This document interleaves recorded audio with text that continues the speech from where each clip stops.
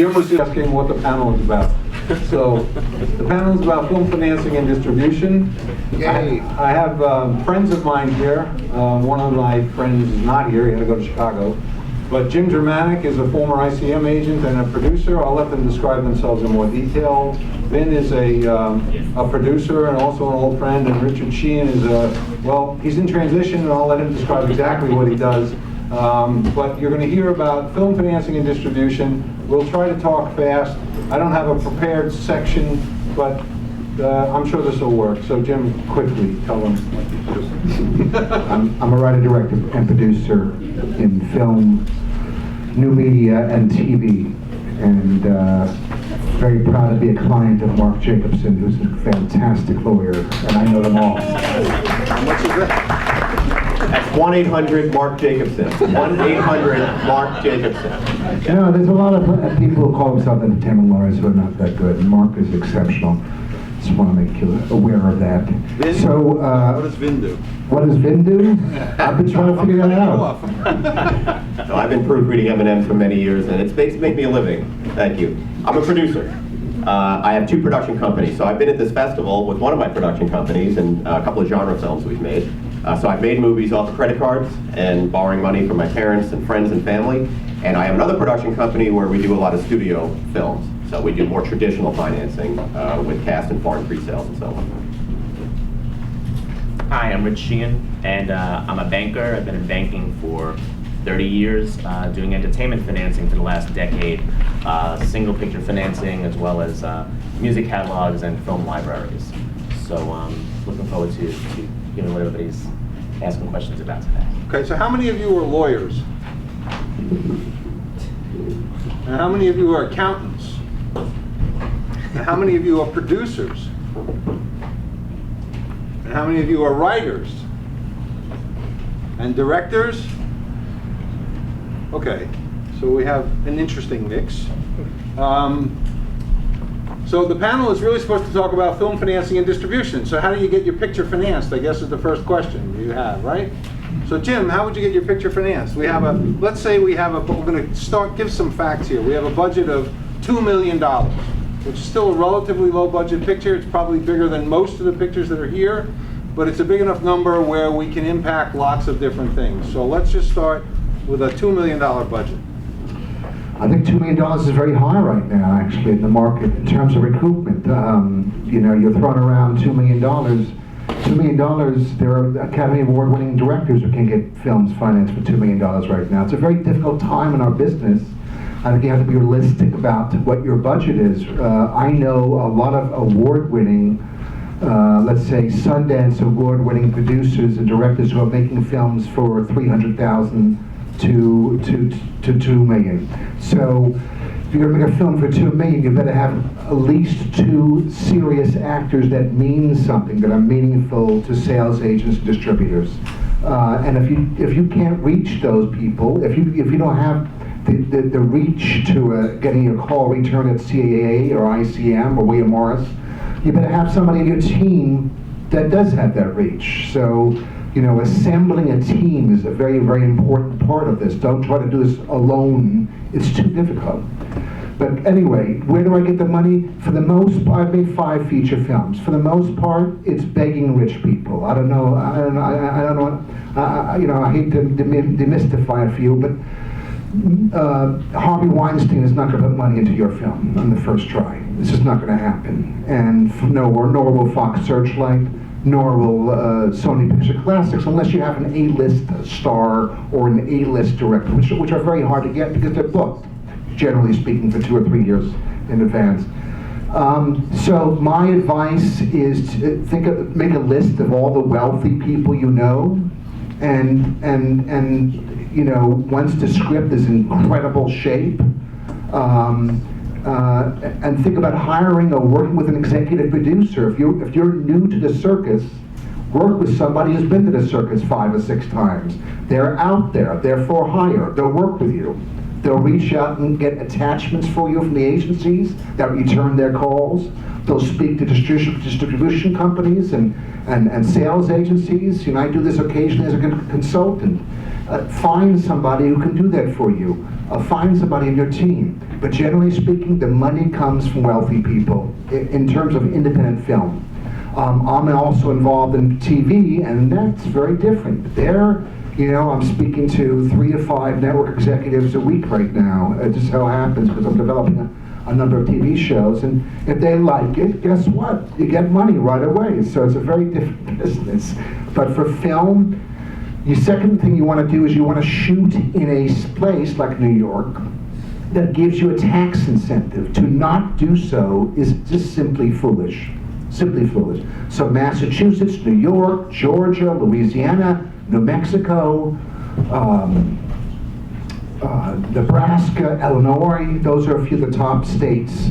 Rhode Island, those are a few of the top states that give you taxes. In other words, that give you essentially free money, to give you money from between 20 to 40% of your budget you get.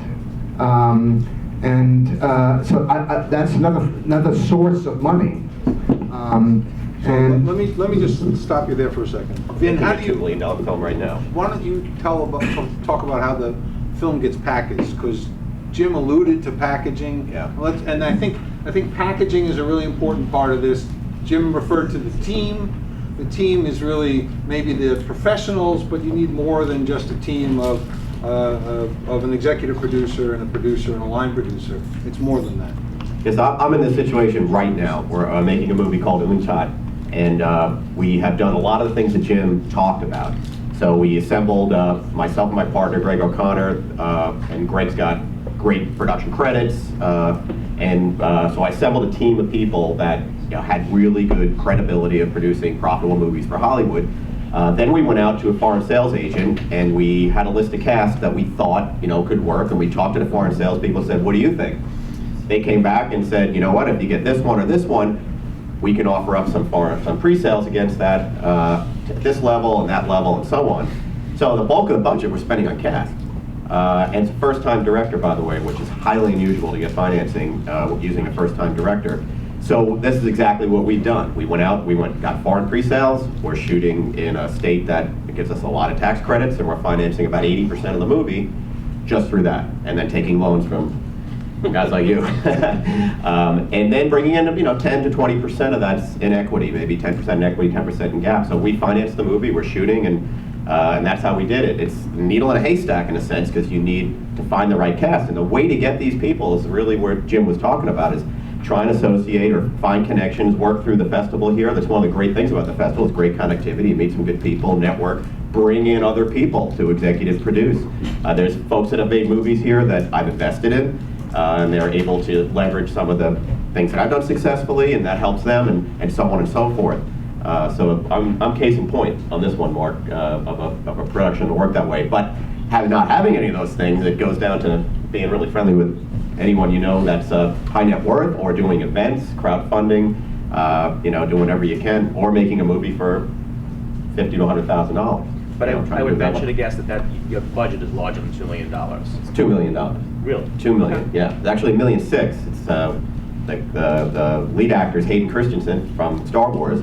We were able to get him because we paid his rate off of the $2 million, so you can imagine how much is left to make the movie. But we have enough to make a really good movie.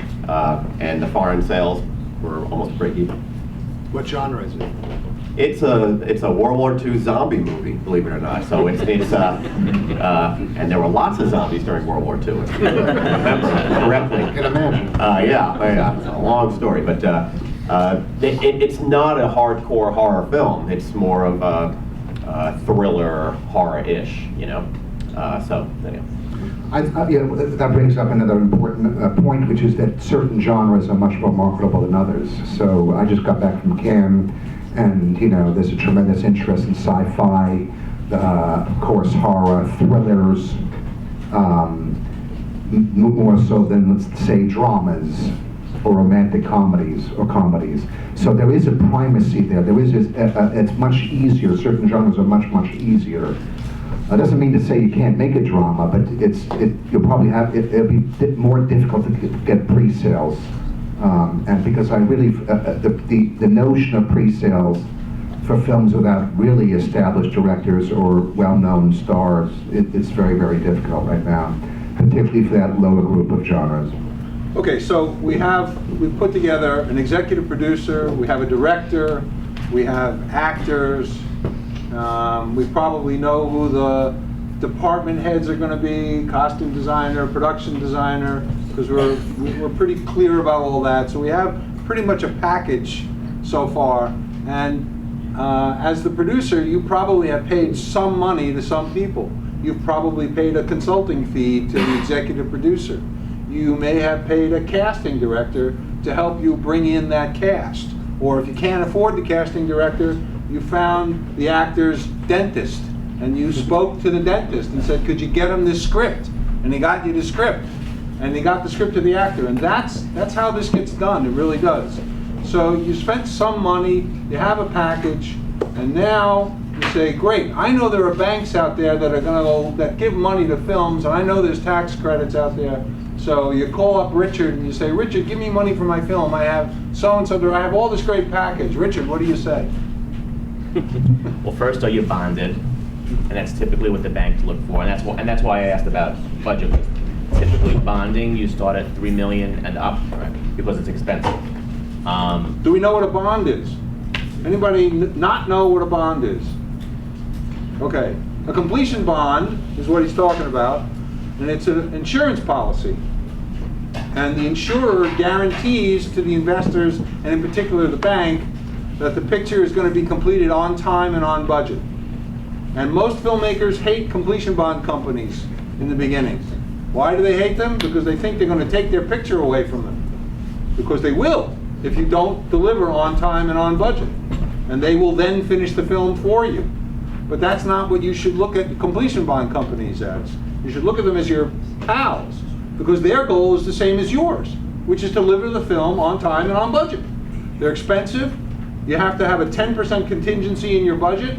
You can negotiate what is contingent compensation. Well, I'm sorry, what is that number? There's an ability to negotiate that. And you have to pay a premium of 3% of the budget to the bond company.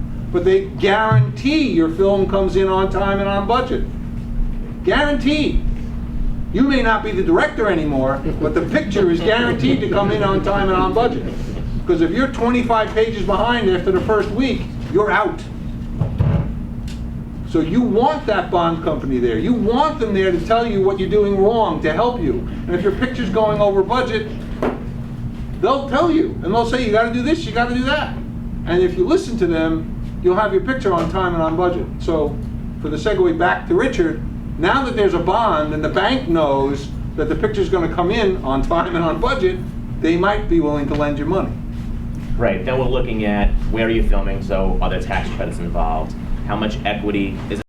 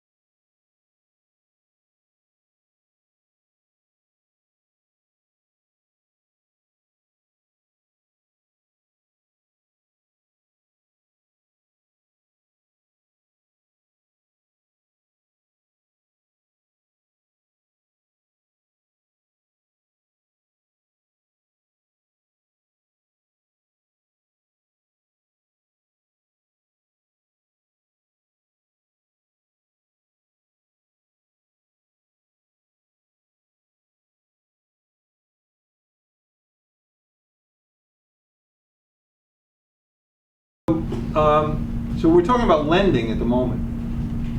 Suppose we have a picture for $500,000 and Vin loves it. And Vin says, I'm going to write you a check for $500,000 to make this movie. How many of you know what his standard deal would be, or the standard deal in the entertainment business for a 100% equity finance picture? Any ideas? Who knows what it is? Yes? I think it's pari passu and 50% dollar for dollar. Close. Anybody else? Okay, so the investor gets his money back first. 100% of the money back before anybody else gets any money. I've had clients call me up and say, that's outrageous, I made the film. And I say, yeah, you got paid to make the film with his money. So Vin's invested $500,000 into your movie, you've drawn a salary. Maybe $1,000, maybe $25,000, whatever it is. But no matter what happens to the sale, after the sales agent takes his deductions, after the bank takes its loan or whatever, all those things, the equity investor who puts up 100% of the money gets 100% of his money back first, no matter what. There's no net profit yet. Then there's something else. He wants to recover his opportunity cost because Vin gave you $500,000 and he took it out of other assets that he had that he was investing in. So he invested in your thing, and he's got it sitting in the stock market. Maybe it's doing 12% a year, maybe it's doing 4% a year, but he gets a premium on top of that. He gets his 100% plus anywhere from 10 to 60% of that money back first. So if it's a 40% deal, he gets 100% plus 40% of the 500,000, as they did in Black Swan, which was brought up earlier, and 40% would be another $200,000. So Vin now has received $700,000 on your $500,000 movie. And now he only gets half of the profit on top of that, and you get the other half. But you have to pay the actors and the directors, and everybody, and yourself, and the lawyer, and whoever else came along that participates in that profit. So as a rule of thumb, if you as the producer, assuming you're the producer, end up with between 25 and 35% of the net profit of the picture, you've done yourself a pretty good job. By the way, Remember, I have you took zero financial risk. There's You have $500,000? actually there's $500,000 taped under one of your chairs. That's a little special thing we're doing here at the festival. Deb, is that okay? Yeah. I think it's under your chair, Deb. I put it there purposely. There's a filmmaker here a couple of years ago that did a pretty creative thing in financing. He's making a movie about motorcycle riding, like Easy Rider, and he went to all the motorcycle clubs, you know, and just networked through them and said, hey, I'm going to make this movie. How can we partner and get some of people who are passionate about motorcycle riding and cruising to participate? He actually raised some money that way, and it started the ball.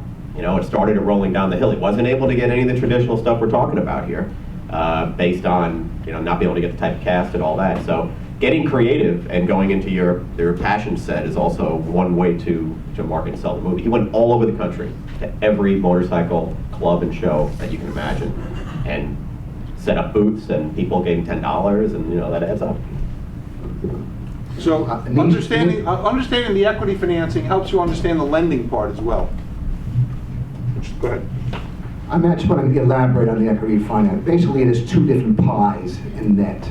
There's the investor's pie, let's say it's one investor, and then there's the creative pie, which involves you, the producer. You probably, if you have a name actor, you have to give them some net points. The director, could be even the writer. Thank God. So you have the creative pie and you have the investor's pie, and it's 50, each are like generally 50%, although that can differ.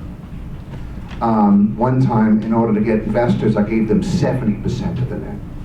So the producing director, everybody just got 30%.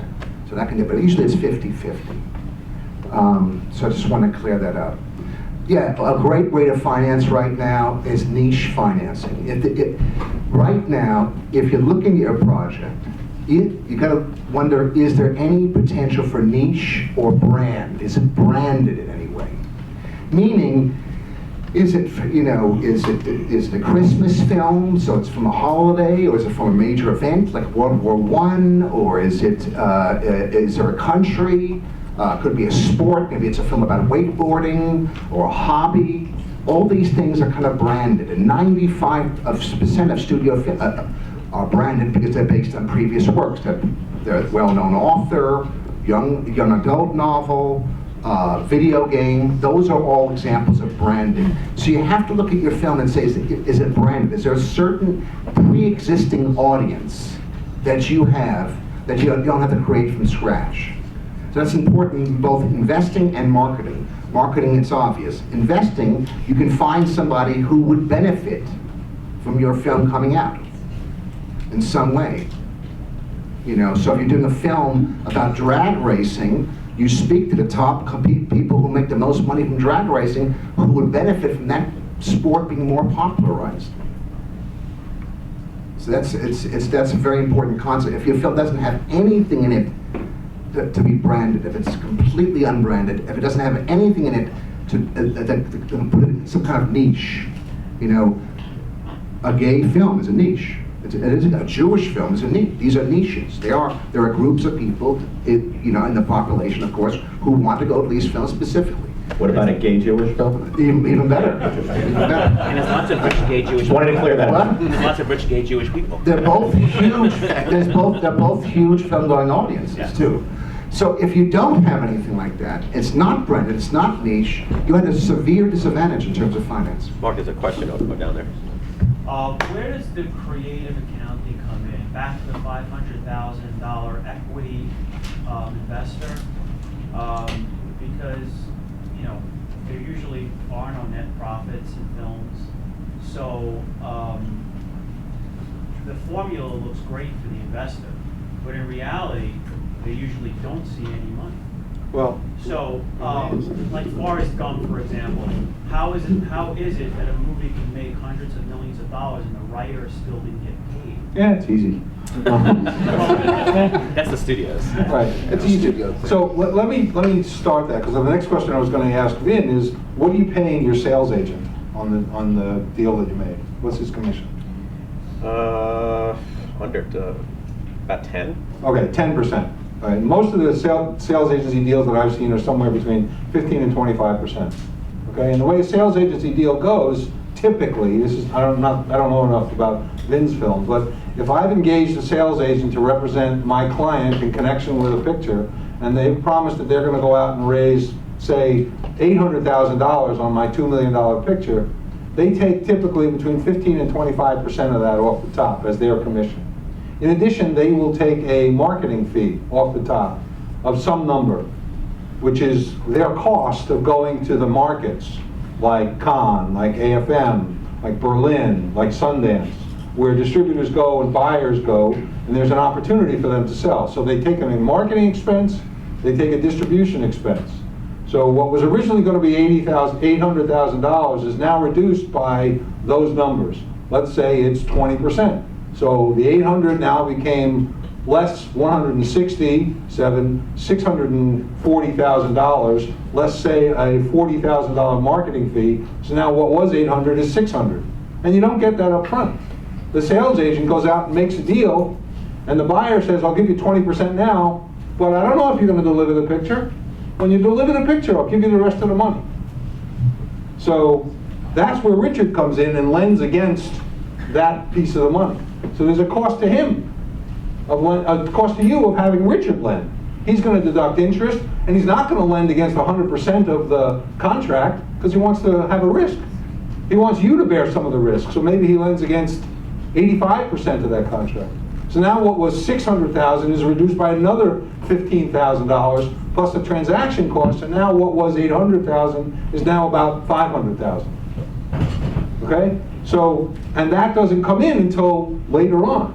So that's one part of it. And then you get into the distribution analysis. I have a sheet that my kids saw many years ago, what they called How Daddy Makes $120 Million Disappear on one piece of paper. And it talks about a picture that's budgeted at $10 million It has a print and ad budget of $12 million, and it assumes a $100 million box office gross. At the end of the day, there's $2 million left over for the producer. And the way that creative accounting happens is there are overhead fees at the studio, there's interest on the money that the studio has given you, there's a distribution fee that gets added in, there were deferrals that were added in, and all of that goes down to the bottom. The challenge is in understanding, in particular, the marketing costs and the distribution fee of your picture. I was involved with a picture several years ago that had a marketing cost that was twice what the producer expected the distributor to spend, and they are now in a litigation over it because they want more money. So the question about creative accounting leads us into distribution. And so distribution these days is not only incredibly difficult to get, it's also, in many cases, in my view, not a wise idea to get theatrical distribution because of the cost of marketing. I don't know what the other guys think. I'm 100% on that page. I mean, what we're doing with Butta is we've hired a social media team. We're putting it out there. We know there's an audience for this movie, and we're trying to find them and seed them. And we only have foreign distribution. We haven't even bothered with any of the U.S. guys yet because of this rat hole that you can get into with some of the distributors. So what we're going to try and do is get our social media, get our users, do the old I got a million follower kind of thing, but we're going to build that over time. We haven't even started filming yet. So we've got a few months, obviously, to do that. So we're trying to look at that, and we may even look at ways to self-distribute this film in the U.S. as opposed to going through traditional distribution. We're going to examine that closely. Because I have movies that have done over $100 million and movies that have done $12 million. I had a $500,000 movie that did $12 million. I'm still chasing my money. So it's hard to get money back from the distributors. But the world has opened up, streaming, over-the-top programming. If it's not self-distribution, it's some of these newer platforms. Build a social media base. I cannot encourage you enough to spend money on that. It's not a lot. I mean, you can pay someone $500 a month to, seed the social world, but you're building a user base. And that's important now, especially for smaller movies, where you're only looking to recoup a couple $100,000. Bigger movies, it goes up from there. All of you should have a Facebook, LinkedIn, and Twitter presence, every one of you. And when you have a project that's coming, you need to give it a very long lead time. So it's not just 2 weeks before it's coming out. You should let people know about this and have them like your page and create a page 6 months to a year in advance. If you're doing a crowdfunding campaign, you need to have a large team. It's 24/7 for 30 days. Crowdfunding is working for a lot of people, but you need to have a large team, and you can really figure out who's doing what. A tremendous division of labor, and an excellent video by the filmmaker or wherever. Distribution, independent film distribution is becoming more and more difficult to get. It's becoming more and more expensive. There's very little advances being given. Even if you get a distributor, they don't give you advance sometimes. So it's incumbent upon all of you to at least learn about distribution and marketing. And some people in the independent film world are actually creating sections of their budget, maybe 25% to 50% for distribution, doing their own DIY, it's called, do it yourself, their own distribution. Some people I know hire distributors, they hire a booker. So instead of going in with a big distribution company, they'll hire somebody for $3 to $5 grand a month and let that person literally book films. Some directors I know are doing that themselves. You can get actually a directory of all the exhibition people, all the theaters, and call them. So I mean, it depends how much you want to get into it, but you need to be aware of it. And I think the day and age where relying on some distribution company to sweep in and give you money and take care of you completely, that day and age is going away, unless it's a blockbuster film. So as an independent filmmaker, you got to start learning about distribution, and there are alternatives. I know a producer who made 3 times his money. He never released it theatrically. He didn't even play that game. What he did is he had to happen to have a famous hip hop star in it. He went to the hip hop's Twitter, and the hip hop star had 5 million Twitter followers, and said, listen, hey, he just made a film that's exclusively available to you, your Twitter followers. We'll give it to you for $2.95 or $3.95. And they sold, 400,000 people bought it. And the guy tripled his income. He never once had the film in one theater. So what I'm saying is, just like the entertainment business, just like the independent film industry, the distribution world is in flux. It's changing. So the more innovative you can be, the more successful you'll be. I actually built my own over-the-top streaming network. It's on Roku, Hulu, and a bunch of platforms out of frustration with what you just described. And there's another unique crowdfunding group out there called TubeStart, and they do something a little different. So, if you crowdfund on Kickstarter or any of these places, you tell folks you'll get a DVD, you win a hat or something. In this case, they actually sell the product. So let's say it's a hat for the movie, and the hat's $19.95. They have a deal where they manufacture the hat for $5.95, and then the delta, they make a little money on that, and the crowd, the people who buy that, they're actually buying the hat. Instead of buying a hat, so you don't have to give them a hat. That transactional crowdfunding's actually worked really well. They're out in California. They're not huge. They got maybe 25,000 people on their little network now. But so let me just turn this over to Richard for a second. Richard, would you tell us a little bit about what you look for in a good product against which you can lend money? Sure. I will say that the projects I've seen over the last 2 years, the budgets have ticked up, which is kind of the opposite of what we've been talking about. But I would say between 5 and 10 million is what I've been looking at on the independent side. And I tend to work with producers that I've worked with before that come back. Whether or not we also do just tax credit lending, so against the New York State tax credit. So we've done a number of those over the years where someone will come in, and I had one just recently. It was a $5 million project. It was all equity except for the tax credit. So we were just financing the tax credit piece. And luckily, we had, part of our deal was that we were still first in the waterfall, even though we only did the tax credit. And they sold at Sundance, and so we don't have to wait for New York State to pay us. Now we can get paid out of that distribution contract. But we look for there to be about 20 to 25% in equity. Hopefully there's some good pre-sales there with a good company, and then we're kind of filling in the gap for the rest of the piece. And East West Bank certainly likes to advertise who they're doing business with, so they actually do a lot of business with China now. So if anybody's thinking of making a film in China or working with the Chinese, that's their big thing these days. But it's got to have the full package. I get a lot of people that come to me and say I have a great script, and that's great, but we're the kind of the last people that you come to. Everything else has to be in place. What I would say, it's all about networking. So if everybody here is a New York filmmaker or writer, director, producer, if you're not a member of IFP in the city, you should go home and sign up right away. I think it's like, I don't know, $30 a year, but there's lots of networking opportunities with a lot of people there. And that's how you kind of, you may meet another filmmaker who knows another rich person, and that's kind of how it moves along. That's it, right? It's all in networking.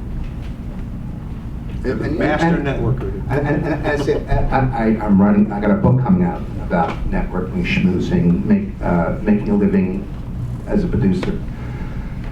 I think, you got to be organized about it. You got to be organized about your networking. You got to spend time on your networking. A lot of people don't spend. You actually have to schedule it into your schedule. How much time am I going to spend? And it could be just 2 hours a week, but schedule it. Researching people, contacting them, and meeting people.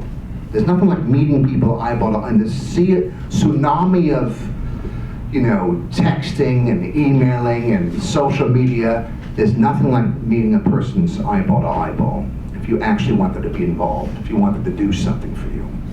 So networking is very important, and as a producer, you have to know a lot of the people. A lot of people, producers, are totally focused on meeting financiers and investors. That's great, but they also have to meet sales agents, distributors, of course, directors and key crew, heads of film festivals, entertainment bloggers, entertainment journalists, union heads, a whole variety of occupations.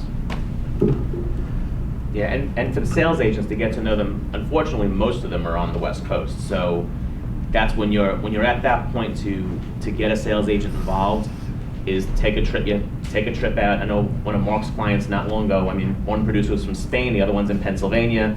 They met out in LA, and they kind of spent a week of going from agency to agency to see who was interested in the film, and that's kind of the way to do it. Again, you have to meet these people face to face and really pitch your project to those sales agents.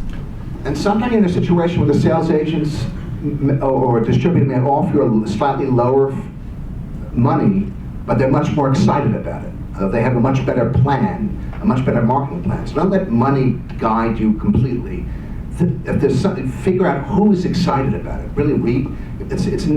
Producing is about reading people. How excited are they about the project? And are there other projects they've distributed they can use the same technique or a different technique? Really talk to them about why they like the project. Okay, so what are your questions? Yes? Yes, I was wondering if you could talk more about branded entertainment and what a contract might look like, how much you can expect from someone to come in and say, yes, I want to put my brand on your project. You opened the door. Branded entertainment is becoming more. It always was there's several types of branded entertainment. When I was talking about branded entertainment, I was just talking about the content of your film. Is there some connection to a brand, meaning a novel? Maybe it's Winnie the Pooh or something, a famous author, a war, a historical incident, a hobby. You're talking, I think, about corporate brands, which is a totally different subject. And corporate, am I correct? Yeah. Okay, so corporate brands is not what I was referring to. Okay, I was referring to a brand, meaning there's some pre-existing audience who go to your film. It's a sequel is branded entertainment. That the pre-existing audience went to the original film. Branded entertainment in terms of corporations, there are groups, for example, faith-based groups, for example, who finance faith-based films. Those are brands. Those are organizations, maybe a church or a charity. There are corporations that sponsor new media, like web series. BMW has a famous one. There are some corporations that are involved in product placement or brand integration for films.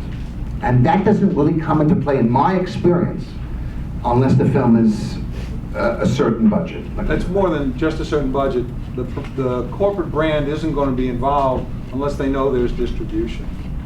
So your independent film is not going to get Coke to pay $15,000 or $20,000 to have Coca-Cola all over the place, because they don't know if it's ever going to come out. What they're interested in is using the film as advertising for their product. The $120 million picture I mentioned earlier has a budget of $10 million that they expect to get for product placement. So, and they've already had those commitments, because we know we're going to be distributed by a major studio. So that's the big part. So in terms of product placement, in terms of raising money, independent filmmakers should forget about it unless they have guaranteed distribution, and it's big time distribution. Right, my project is for the web. I know I'm gonna. That's fine, that's fine. So there are brands for the web. Look, there are about 50 corporations right now, or 75 in play, that are financing or subsidizing web series. Figure out which ones would appeal to you. Think if you know any people who are executives of corporations. They all have a marketing department. They may have a sponsorship person. It's just a question of talking to them and showing what you have. Let me have this second. The thing that's very important also, outside of, which part of this branding thing we're talking about is user base. So the rapper user base. So like that example, the rapper's in the movie, he's got how many, he had a lot of 5 million. A lot of Twitter followers. Those Twitter followers are a user base that you can bring to a brand that may want to be associated with and say, hey, here's our reach. It's no different than putting a show on PBS. or anything like that. We have a movie we're doing that's based on a video game. We went to the video game distributor, Steam, which is an online video game thing, for distribution. Can we reach your 20, 30 million people?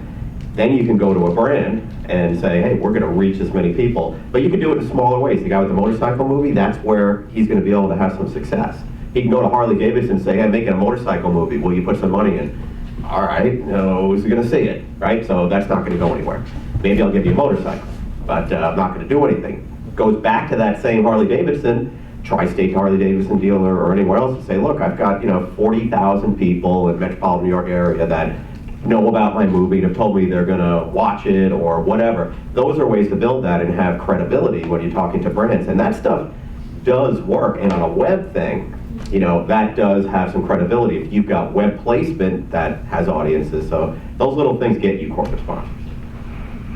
Is there anything else that you guys could suggest in terms of just having a good package bring in front of somebody that you want to brand your project? I mean, it's completely in alignment with what they're doing. Passion. Passion. Presentation. Presentation. Who is your audience, and how do you plan to reach them? Who is your audience, and how do you plan to reach them? And if the brand and corporation has sponsored other web series that are similar to yours, you talk about those similarities. Thank you. Yes. For home video, how do you guys feel about releasing through an aggregator versus a traditional distributor? There's a home video market? What do you mean by home video? Like people like downloading through iTunes or Netflix, Hulu, you see aggregators like Distributor offering those services, or you could go out to a traditional distributor, film to put out. I'll let you guys answer that. Yeah, I mean, I can answer that a little bit. I mean, it comes down to this, whether it's an aggregator or a distributor, and both do, well, there's a little difference, but they both do one thing. They put it in a place to be seen, right? So it's on Netflix, it's on Hulu, it's on that. The distributor maybe will put some marketing behind it. They won't put $1 behind it if things don't hit pretty quick. So know that the bus stops. And the aggregator won't do a lot of that. So whenever you think about that decision, think about, how am I going to let people know about the movie that it's there? What's going to happen there? Because you can get on places. You can get there. As I said, I launched this streaming business. Big deal. I can do it technologically, but people got to come. I got to market it. No one's going to come. And that's really, between the two of those things, an aggregator works well if you have a good social media presence, a good marketing behind it, maybe your own marketing. If it's, you can deliver a decent size, buyers to it, or audience, people that are interested in your movie. That's the key. User base, marketing, because you can get a movie. It's not that hard to get something on, iTunes or any of those other places through an aggregator or a distributor. It's all the other stuff. And I've had distributors, hey, great distributor, takes the movie, doesn't hit. Then you aren't going well early, you're done, you're baked. You are at the bottom of the pile, and that sucks. And that's not, that's something you can offset by doing some of these earlier things too. But that's just part of the business as well. They're gonna put their money behind things that are making them money. Yes. Is there any guideline about how much people get paid, like creative people, like for example, producer, director, writer, or is it like very subjective? What are you? Well, I'm a director primarily. Yeah, you should get like $12 million. I would, right? Of course. Yeah. The budget maybe is $12.5 million. You're probably better off answering that. There are rules of thumb, okay? So the writing package, the rights package, which is the underlying rights and the screenplay, should never exceed 5% of the budget. It can, it shouldn't, but 5% is a rough number. Typically, an original screenplay will run between 2 and 4% of the budget. The additional points go if it's based on a book or based on some other underlying material. I've heard directors should get around 5% of the budget. Depends again. There are films where directors take a lot less because they really want to do it, and there are films where they get a lot more. And for example, in this big picture I'm working on, most of the budget is CGI. So if the director would get $5 million to make the movie, it'd be out of whack, or $6 million would be out of whack, because there's so much CGI to do. So you can't, they're just rules of thumb. And they're just, if you come in, I had a picture presented to me where the transportation budget from Manhattan to Coney Island, where the picture was supposed to be shot, was equal to the cast budget. I said, you guys don't know what you're doing. I'm not interested in working with you. Okay? That was for the Uber cars to go from Manhattan. I said, this is stupid. This is not how you do it. And I'm not going to work with you. So you have to have that kind of perspective in mind. I showed it to them. I said, this is what you really, and he said, that's what it cost. I said, no, it doesn't. So those are some of the rules of thumb. Producers get around 5%, maybe up to 10%. You know, there was a question in the earlier panel about finders. Finders are illegal. You're not supposed to use a finder to find your move, to find money. Everybody does, but they're illegal and they run a big risk. A finder gets anywhere from 2 to 5% of what he brings to the picture. And that's before you get to spend it. It doesn't come out of the budget, it comes in before, it comes off the top. Bankers charge closing fees, they charge interest, they don't lend against 100% of the value of the contract. So all of those things are going to reduce the amount of cash that's available to you as you go through this. Those are some rules of thumb you guys can. No, it's all. I would go up to 10% of some finders' costs, and you know, in this, because it's becoming increasingly hard to find equity in this economic climate. Basically, I'll give you a couple of things. Let's say you make a film, you're a first-time director, and you make a film for 500 grand. You're not making much money, because everybody's working really hard and below cost, below the usual salaries, to launch you as a director. So if you make more than 20, 30 grand on that kind of $500,000 budget, you're lucky. Some people don't work with first-time directors. Many producers do not work with first-time directors. Those that do really put the brakes on how much you can make, and also insist that you help with financing. Because for them, it's a tremendous amount of time working with a first-time director. It's much more difficult. So they say, listen, you got to be involved in financing. You're not you got to be. You may not get credit as a producer, but most directors I know who are first-time directors who got films made, they helped. So very often they require the financier or a lender or the bond company, if you get to that level, will require a very strong first AD, a very experienced AD who's going to help you be a better director. And DP. Right. And DP is even more important. Make sure that DP has worked with first-time director, has a lot more experience. You know, a first-time director wants to surround themselves with a cast, with a crew that all know much more than they do. You know, it's not a time to just talk to your high school buddy and get them to fill up the crew. That's no. That you want to find, everybody should be much more experienced than you are. Yes, sir. Oh, yeah, I'm working with a production team that's putting together, trying to sell a TV series. Okay, is that vastly different than what we're talking about with film? Yes, it's vastly different. First of all, it's a different, for the most part, it's a different buyer class completely. Different people. They have different conventions. So I'm involved in right now producing reality shows or non-fiction shows.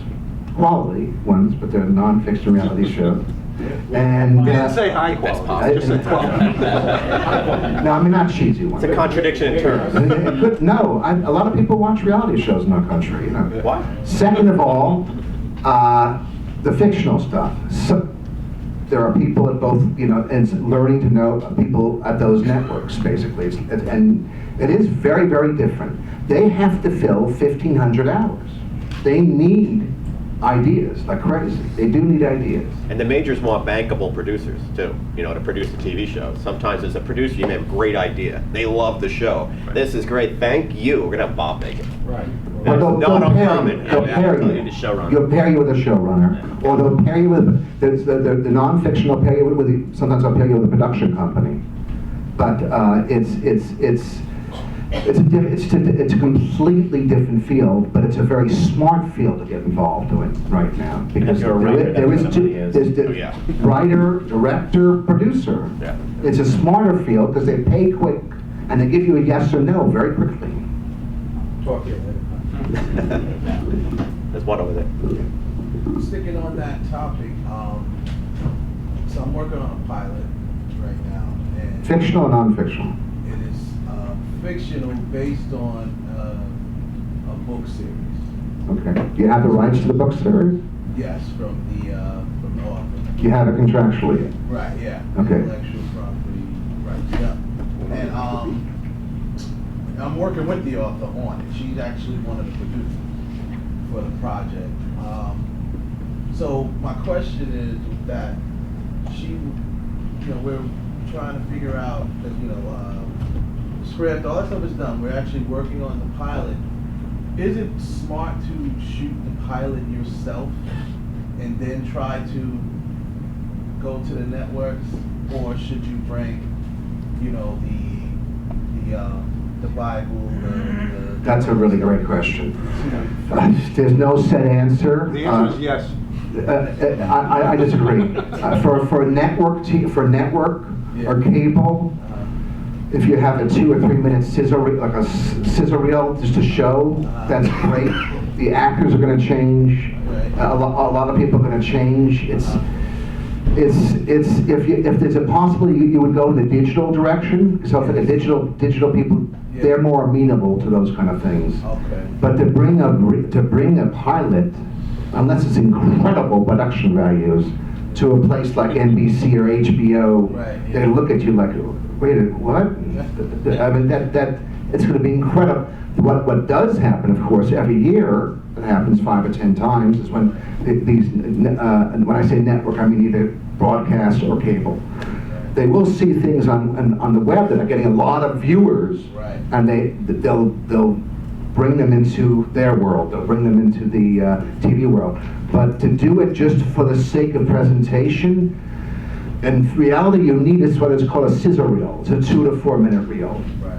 In fictional, you could have like a small teaser, but it's really about the script and the Bible. Yeah, let me answer that too, because I had a TV project now, and we went about it in a similar way that you're doing it, and we did make a pilot. However, it was a hybrid pilot. We shot the pilot with the intention of having this thing cut up into 15 or 20 3-minute segments, et cetera. And then we knew we can edit that into a finished pilot, so we put that out. But we knew the content we shot, we could put into our half hour or hour, whatever it was going to be. And it worked great because we were able to get these little pieces out and still tell the story in a sequence, yet when you put that together as a pilot, so that got attention. And then the other thing is you could blow it or score it by doing it. It's a risk. So your point, production value goes to, you got to work with the showrunner. Bob's going to make it for us, because if you nail it, like your production values, you're right there. You do a great job. Awesome. You just you show them something you can execute. Boom. Great. So I'm a bit of a gambler with that kind of stuff, or maybe, but I think it's important that you hear the answer, which is no one knows the answer. Right. The answer is the one that works. Yeah, it goes. There's a lot of different ways. It's very hard to do. I'm also producing a TV series, actually, based on a true story of a guy who was convicted of the same crime twice and was reversed on appeal twice. So we're actually packaging them like a movie. We went to a casting director. We're going to attach an A-level director to at least do the first episode, if not more, and then we're going to take it over to people who are going to do financing. And we've already started teasing the financing on that, whether it's going to be on Netflix or HBO or Showtime. We've already started talking about that. And we own the rights. This is work for hire and all that kind of stuff. So it's all kind of covered that way. But it's just, we don't know that this is the right way to go. We think it's the right way to go. And the last part is, we were planning on, because she does have a fan base, she had the book we're working on was a bestseller in the New York Times. And so we were trying to do what he was talking about, maybe do some sizzle stuff or even some small scenes and try to use her fan base to market and try to get them excited about it. I mean, I don't know if that's the right way to do it, but we're just trying to see about it. If she's a top 10 best-selling author, you know, one thing that could help is just do a brief interview with her. Okay. And just you know, let her talk about these books that you're writing about. Which is a lot less expensive than doing a sizzle reel, or which is what he's driving at, right? Because all of this has a cost attached to it. So the answer is, the right way to do it is the way that works. That's a good answer. Anybody else? One over here. Yes, sir. I just wanted to know your experiences with looking for development funds, and how do you work with an investor when you're looking for films that are potentially not theatrical distribution, but more along the lines of VOD? Development funds can get 200%. I give 200% for development funds. If something happens, they get 200% of what they get. That's what I pay. It's not. I mean, so if they put in 100 grand, I give them 200 grand if the thing happens, because it's so risky. Because so many projects never happen. To limit your project to VOD at this point doesn't seem advantageous to you. I mean, I wouldn't advertise it as only VOD. You don't know what it is until it's done. You don't know what it is. But VOD is not necessarily a bad thing. It's made a lot of people money. But how would you convince, like, let's say, for better or for worse, your film is primed for the VOD market, like a slasher horror film. How, if you know an investor, like, what was your? I would put it. Is there like? If you can't put together a business plan and show them comparables that are not ridiculous comparables. Ridiculous comparables, unless they're extremely unsophisticated, they're going to laugh at. All right, if you just show Napoleon Dynamite or you know, those films that make enormous amounts of money. That, what was the horror film that very Saw.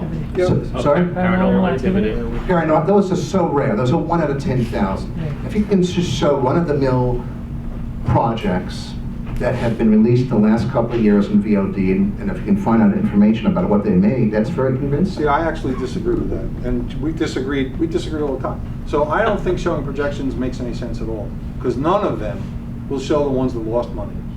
And you're basically implying to the investor that if I do okay, if the picture does okay, then you're going to get your money back. And here's why: because this picture did that and that picture did that. But each one is unique to that one.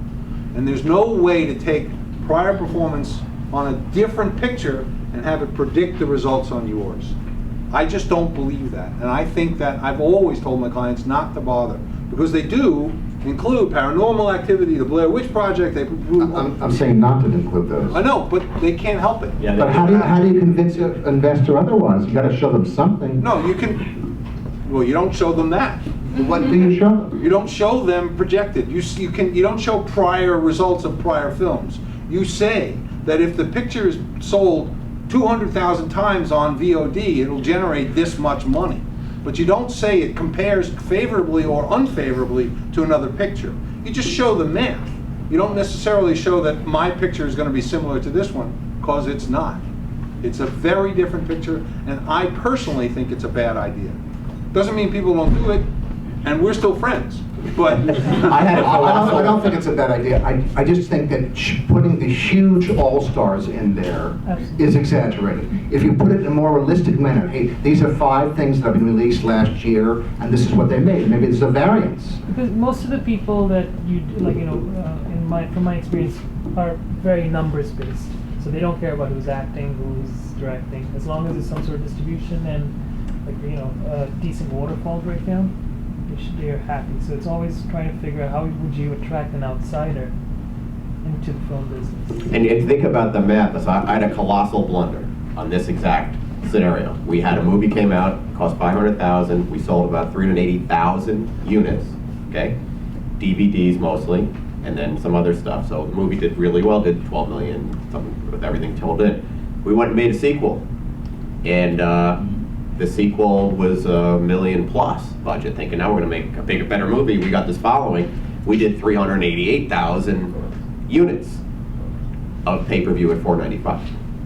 So the numbers were just so dramatically different, even if we had projected, and we did project off of, hey, we did this last time, it was a complete, classic, it's the numbers. Number of units times $4.95, number of units times $29.95, and that's the difference in the whole marketplace now, is now digital, download, streaming, pay-per-view. What's it? Couple of bucks to $9, maybe. So the economics have changed dramatically. So we had a hit, #1 hit for Anchor Bay at that point ever. Now they've blown past that because they've gotten a lot bigger. And then we duplicated that. I think the main thing, and I think what we're talking about underneath, is just being honest and authentic, and never telling that the money is going to be the guaranteed profits. It's a risk. It is a risk. It's a risk, and there's no way to mitigate that risk. I mean, there are ways to mitigate it. There's no way to say that it's not a risk. I always tell investors it's a risk. And I'm always honest with them, and I'm always forthright and authentic. And that's the main thing you can say. It's a risk, but I think if you do realistic comparables, you can say it may be like one of these 10 that have been released in the last year. On the same answer you're giving, can I ask you another question? You said that sometimes you can give examples of films which make this much. What's the most reliable way to find what a film actually made? Because you see a number on Wikipedia, and some people say, well, don't rely on that figure. What's the most reliable? It's one of the biggest criticisms of both studio and independent film world, of the film business, because it's unlike, let's say, I don't know, the iron ore business. It's not transparent. So it's not easy to get completely accurate budget or recoupment. It's not easy. But there's a place there's Box Office Mojo, there's IMDb, there's you could Google it through Variety or Hollywood Reporter or Screen Daily may mention it.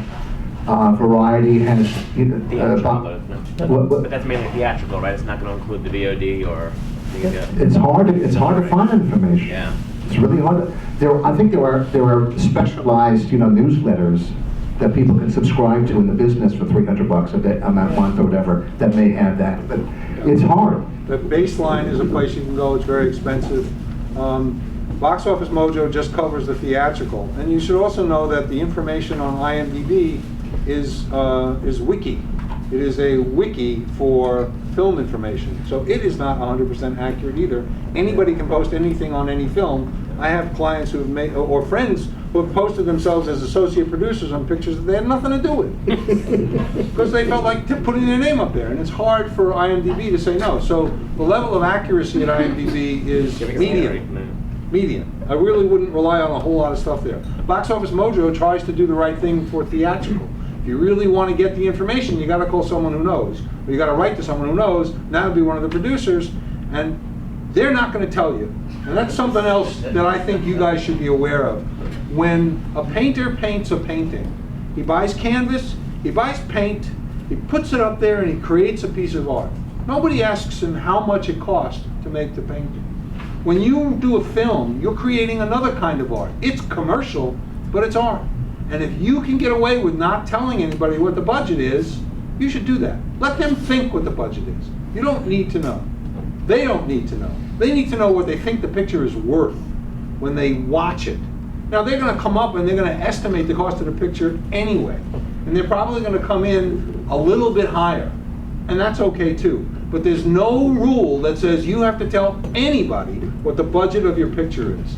Nobody. Everybody walks around town and says, I'm doing a $600 million picture. I'm doing a $200,000 picture. Why?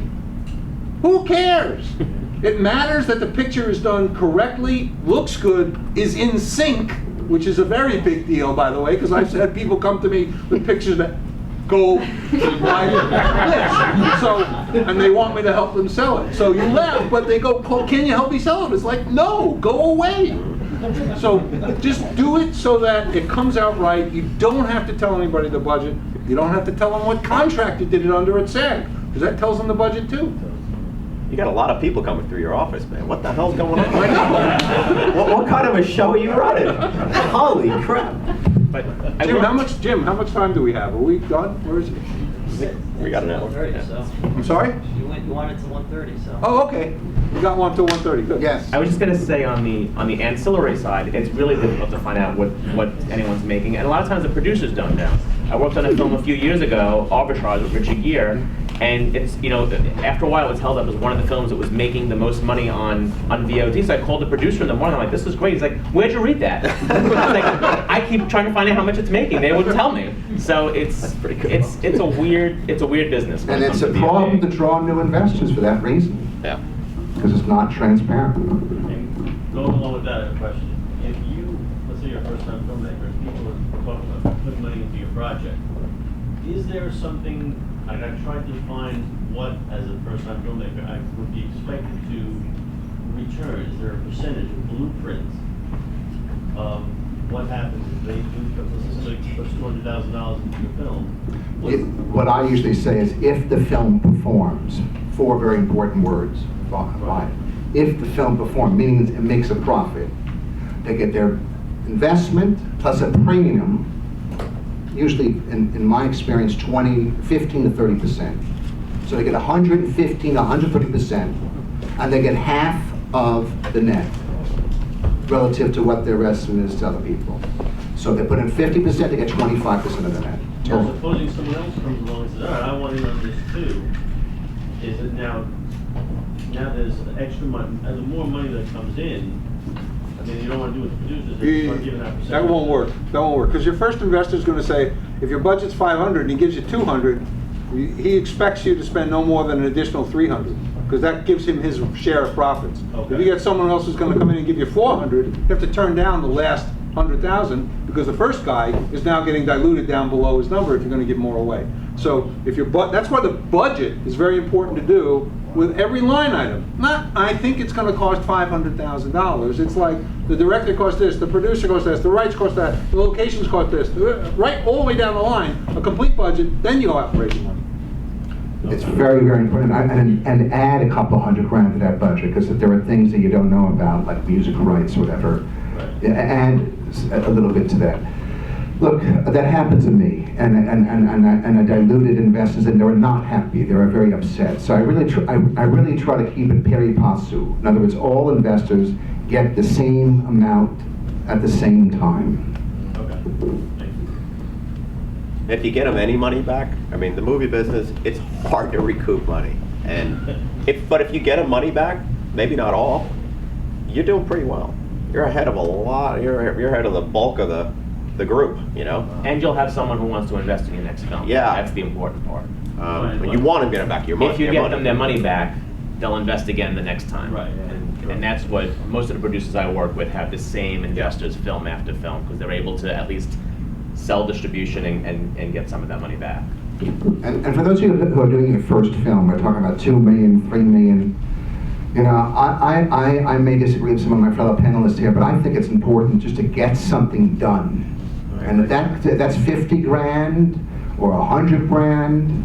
This way you learn about the whole process, you learn about the marketing, the publicity, the distribution, working with a cast and crew, who's important in the cast and crew, how to negotiate with the cast and crew, working with investors, getting publicity, releasing it.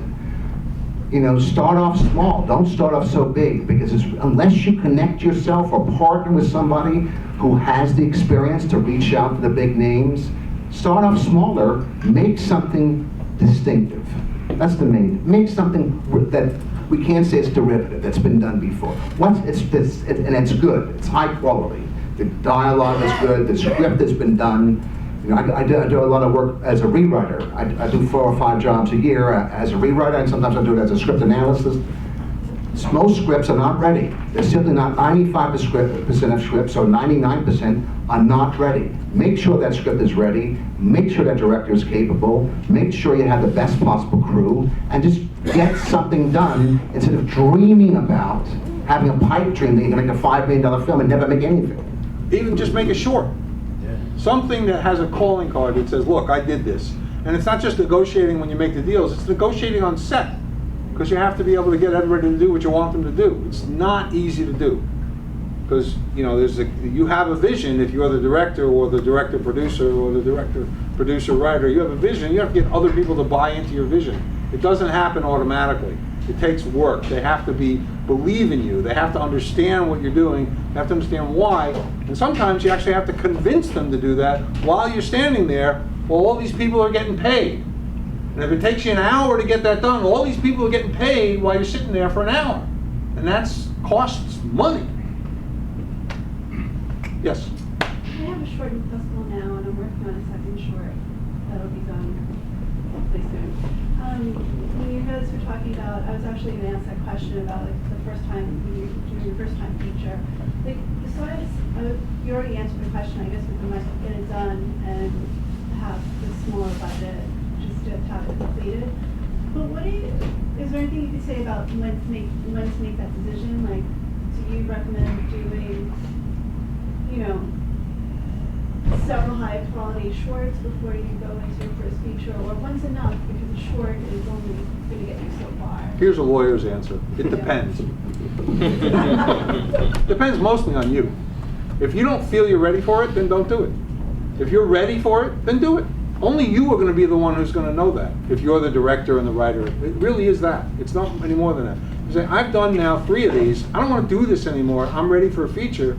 Go do it. Or if you've done 1, you say, I'm ready. If you've done 6, it's all about you, because the passion in what you're doing has to come out when you're pitching to the guy for the VOD and you want development money. You have to absolutely be totally passionate about it. There's nothing going to get in your way. If that guy doesn't invest, thank you for your time. I'm really grateful. Do you know anybody else who might be interested? And you move on to the next guy. It's like selling Fuller Brush door to door. They close the door, you go next door. Because your passion will carry you. If you don't have the passion, you shouldn't do it. We've all been there. We've all been where you are. And some of us didn't make shorts, some of us made shorts. We've all been there. You take the risk. Some of my favorite movies, by the way, at this festival are the folks who went out and made a $15,000, $20,000 feature. A couple last year that were great, a few this year that are great. Deb's doing some shorts out there, putting it out there and just getting them done. So it's just you. I've made 5 features. I just made a short a year and a half that's doing the festival circuit. It's been in 40 festivals, or one of which is called Homophonia.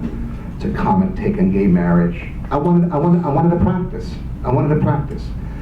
But there may be I'm going to answer this as that's a director. Now I'm going to be a writer and answer this. There may be a project that you're thinking about that would not, it just doesn't do it justice to be a short. You need to make a feature. And that will help guide you. And you may not direct your first feature. Maybe you'll get. Everybody wants to be a director, but if you want to be a writer and a director, that adds 5 to 10 years to your career if it ever happens. Directing is very, very hard. Very few people. We can literally fit feature film directors who make a living as feature film directors in this room. So everybody wants to be a director. It's wonderful. Everybody wants to be a movie star.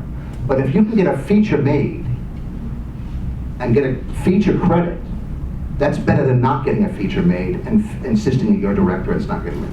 Yeah, if you're not working, so it's good to get it done. Work begets work. Yes, in the back, Amy. He's had his hand up for a half an hour now. Oh, I'm sorry. We've been talking about like first-time filmmakers making their movie for like $1 million. Realistically, for me, if I do my feature like next year, let's say, probably gonna be $50,000 or a lot less.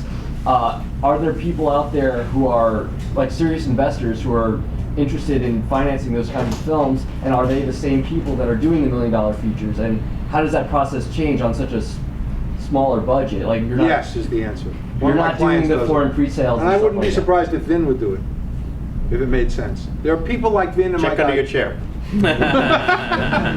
There are people out there, because here's the thing, if you can do a $50,000 picture and it does well, oh great, and it does well, there's a much bigger chance that they're going to make their money back and a big profit. Exactly. So how do you find those people? Are those the same people that are doing? Just ask everybody you know. It's the key to sales, and that's what you are.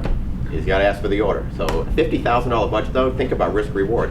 $5 million, $50,000. I know. Right? Yeah. So going to $50,000 means you don't have to find the richest guy in the neighborhood either.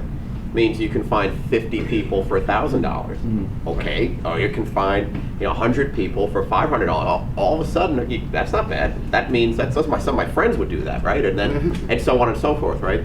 So I love that, and I love the fact that make a great movie for $50,000. To me, that's what it's all about. And I broke in the business making with Eddie Burns back early when he started doing his movies. We made a movie that went to Sundance on credit cards, just like that. This is how you start, man. Make a great movie like that for 50 grand. I have a client who's doing a picture right now. It was budgeted at 75. It was 100% financed by another guy I know. They went over, but the picture's going to get done, and their plan is not to release in the U.S. It's a type of picture that will do well in foreign sales on TV. They'll sell 5,000, 10,000 here and there, and they'll make their money back. One other thing, why he says foreign sale. If any of you have a foreign passport or the option to get one, that's incredibly useful in film financing. Because most countries in the world, America is like the only one that doesn't have it. Most countries in the world actually subsidize films. So you can get money if you have Canadian or Irish or British or German. If you have another passport, or even if your spouse has another passport, that's another means of getting financing. It's a little bit outside of the American system, but they have government subsidies and they have co-productions. So let's say you have a Canadian passport, you can then do a UK, Canadian, or Canadian, Australian. I can't tell you the esoteric conversations I heard in Cannes this year about 2 or 3 countries ganging up to make films. So if you happen to have that, I'm not saying move this wonderful country I love, but if you happen to have that in your life, take advantage of it. Go on that Russian bride website and see what you can find. Yes.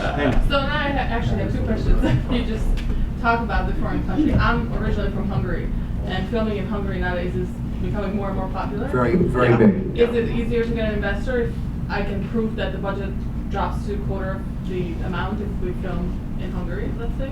Well, they give 20%, and then they'll find equity for you for another 20 or 25%. So you have half the film almost done. Oh, great. Okay.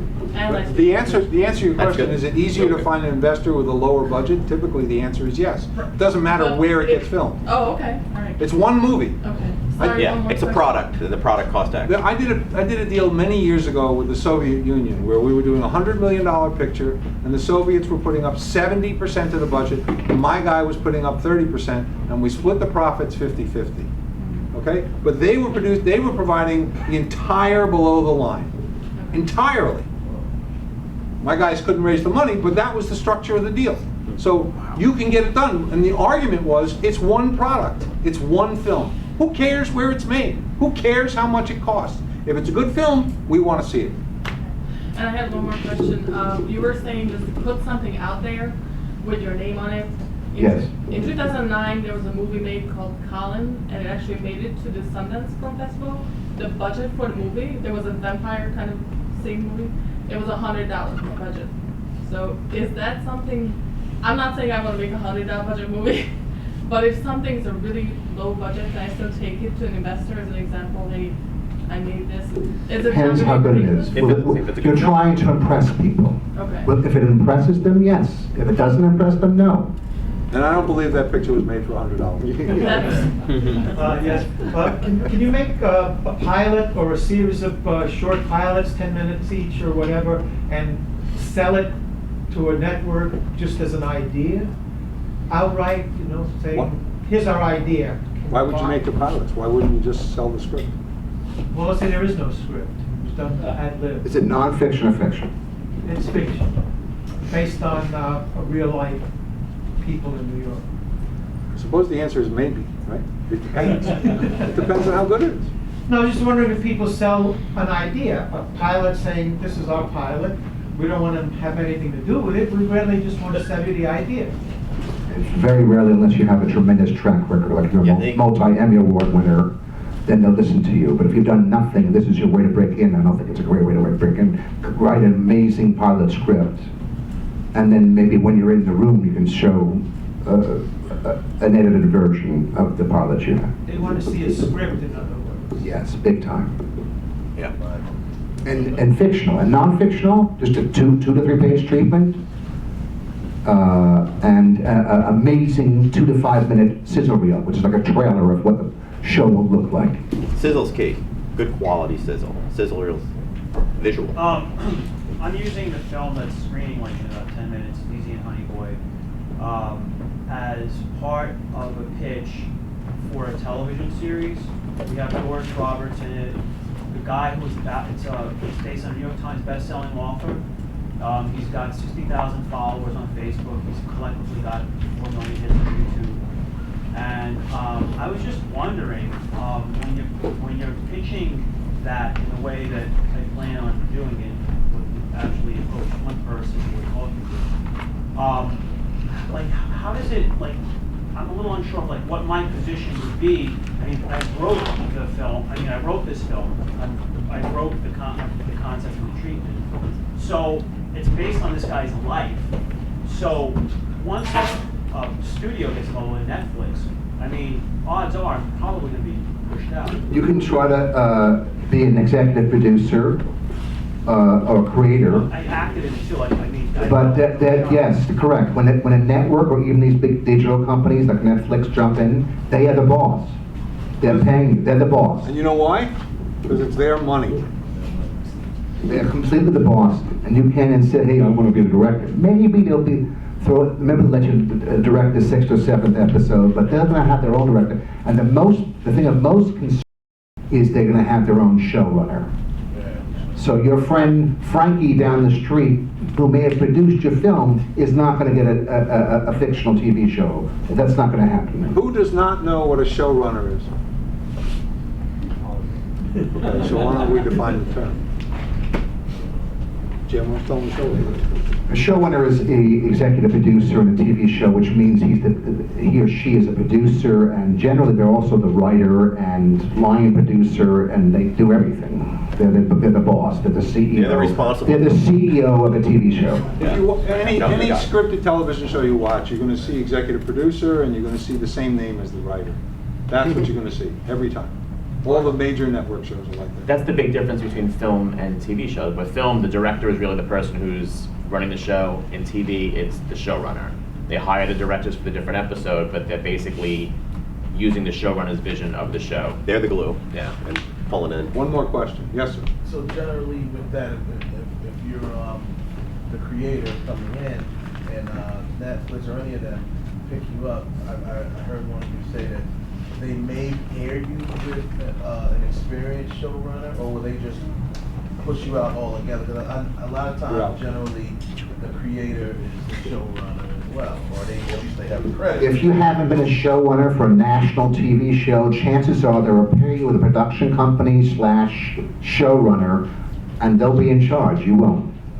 Okay. They may allow you to have a position in the show, but you'll be one of the people, and you will not be the ultimate boss. It's like bonding for the bank. That's the guarantee that it's going to be done. Yeah. It's not great. I know. It's just what it is. Okay, quick plug. We go to Kickstarter, 27 Santas and an Elf called Kevin. I'm producing it. It's a show about Santa's evil brother who tries to kidnap Santa and take Christmas away. It's a show going to be on this fall. He loves it. I'm so happy it's going to be made. I also do production consulting and entertainment careers consulting. So I think you all have the papers. Contact me. Actually, no. You drew a bigger crowd this year, Jim. Okay, so you come up to me, or I'm on @GetReal, GETREL, or LinkedIn with me, Jim Jermanok. Yeah. And I'm happy to send you the 2-page thing if you haven't gotten it here. Thank you. Thank you.